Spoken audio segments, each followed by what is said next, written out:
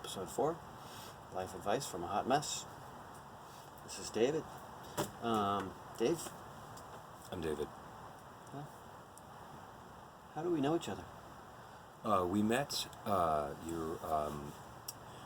we met through your former wife,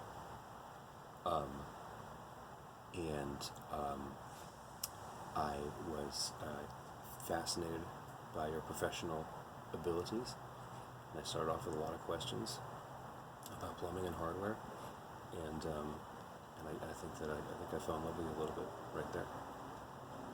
I'm flattered. Yeah. Deeply flattered. Yeah. David was a former co-worker of my ex-wife, the lovely Sandra, and we'll probably have her on the show. I think that'd be an interesting one. Are you gonna fly out to? No, she'll be here. Oh, okay. I don't know where she is. I don't care. Everyone can tell her that. I don't care. This is the moment where I encourage all of you viewing this to submit questions below,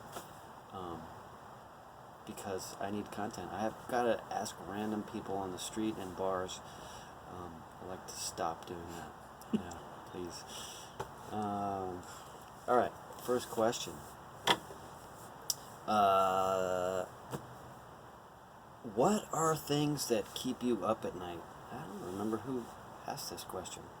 What are things that keep you up at night? Things that keep me up at night: raccoon fights on my roof. Sounds like fun, actually. It's an awful noise. They're really weird creatures. And I think it might be last night. I think it was raccoon versus cat.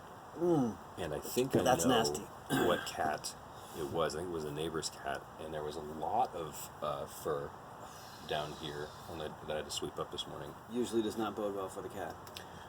Yeah, I haven't seen the cat today, so I'm hoping that things are all right. Yeah. But figuratively, what keeps me up at night? What keeps me up at night is some of my childhood terrors.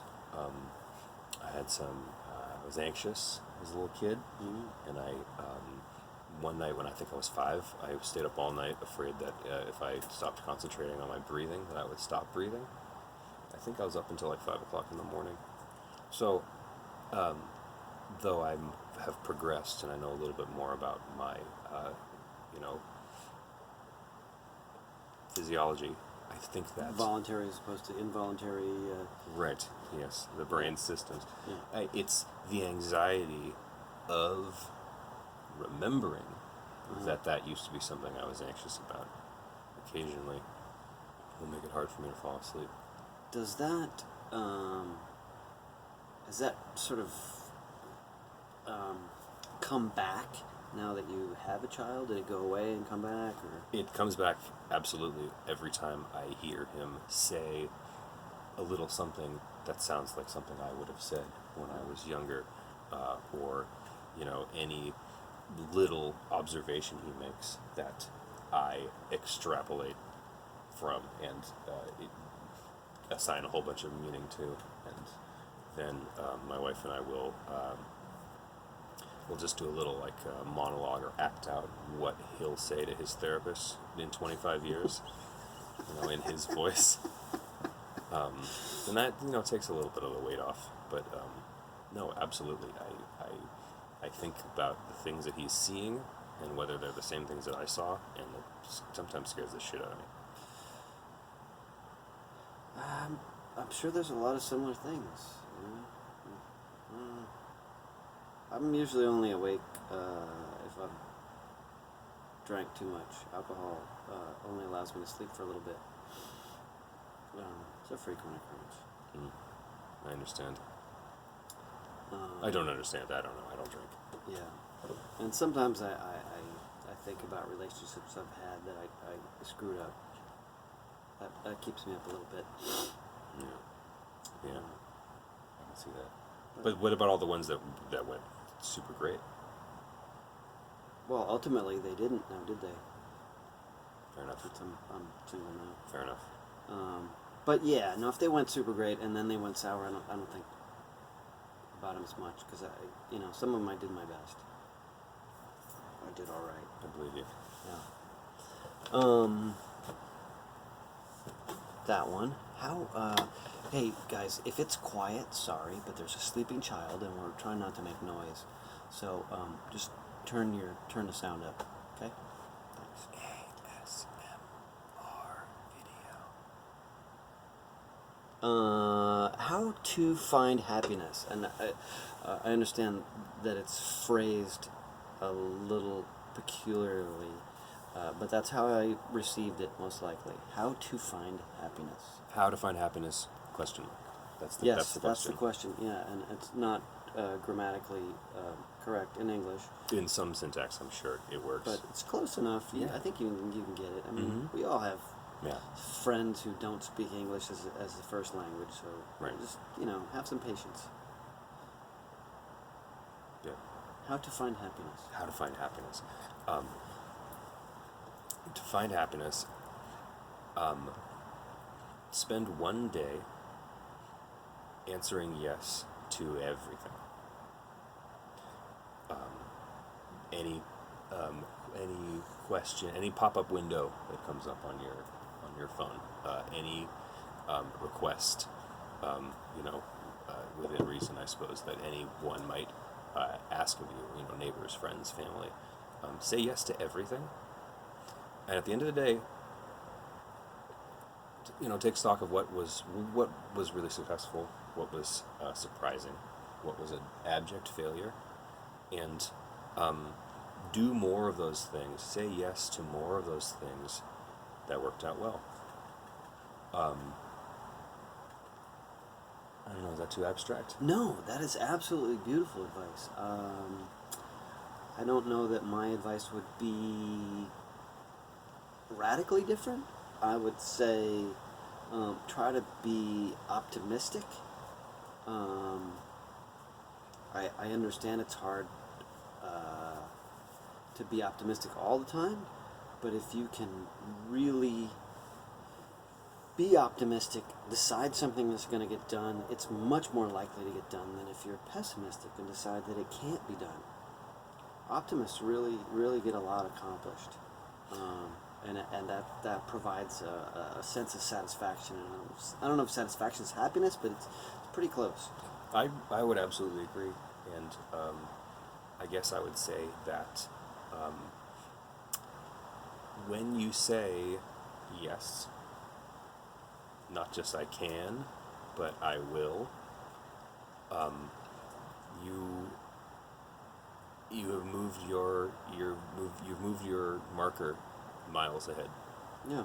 It is not something I believed until I was in my approaching middle age, but it's true.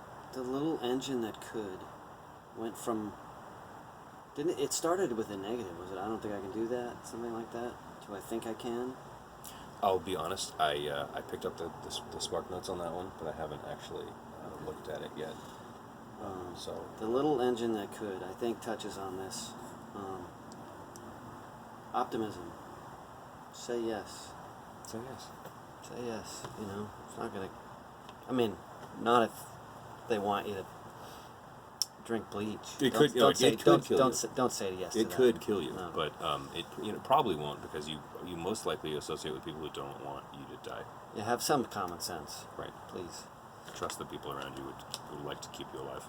Yeah. This was answered in the first take of the last episode that we lost. So we'll try this one. I think this is a really good one. How do you balance in your life work, personal relationships, and art making? Art making could be whatever hobby you have. Say you're an avid rock climber. So work, personal relationship, and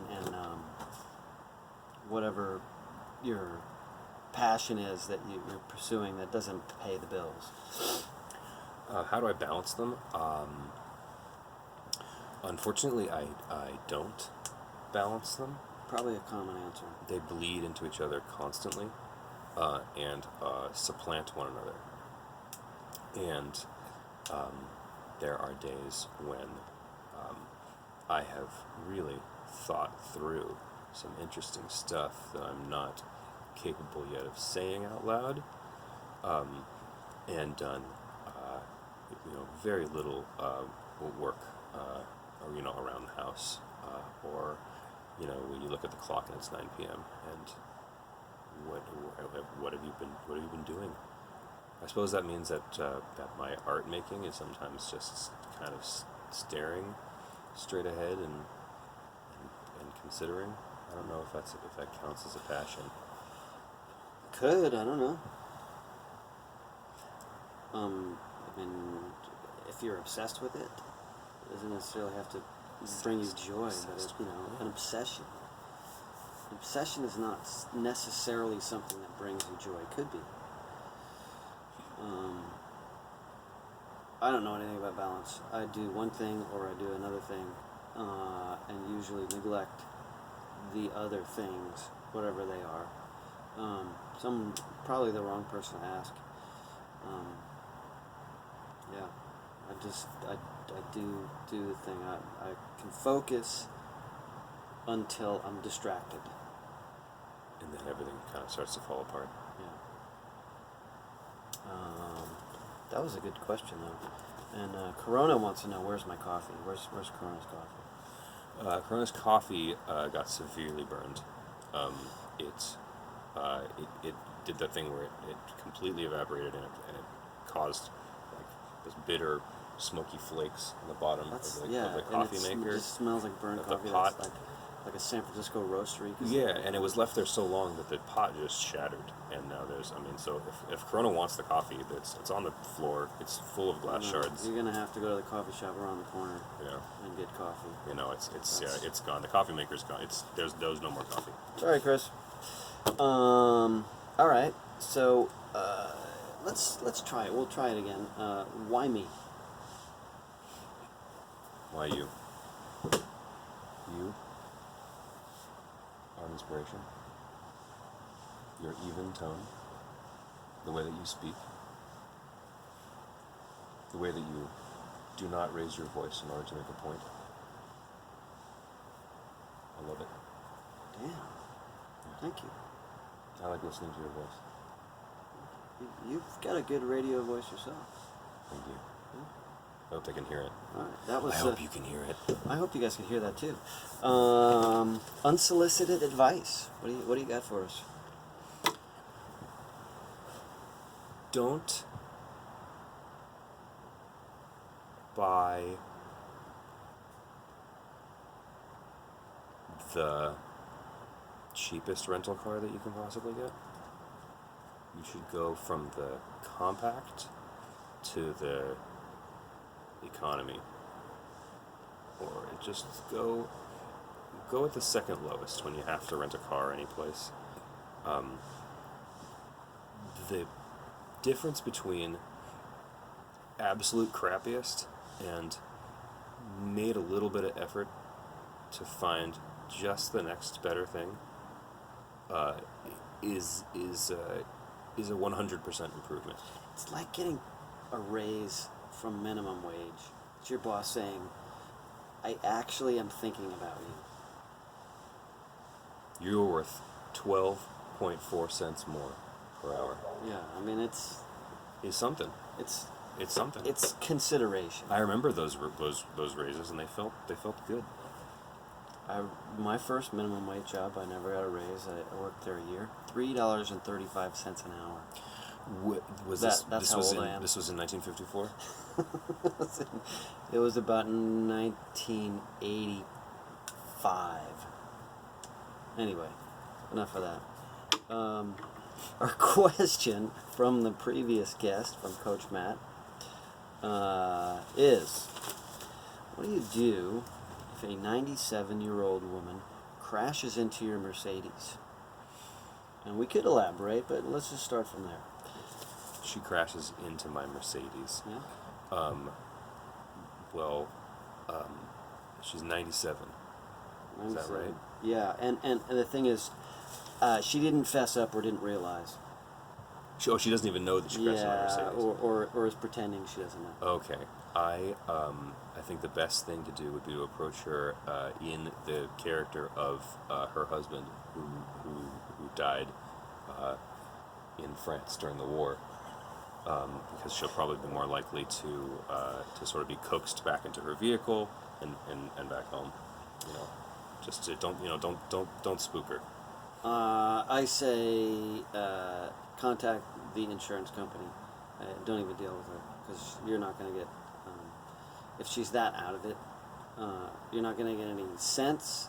And if she's lying, then just deal with the insurance company. She's not going to be helpful. I think that's actually much better advice. Yeah, I like yours though.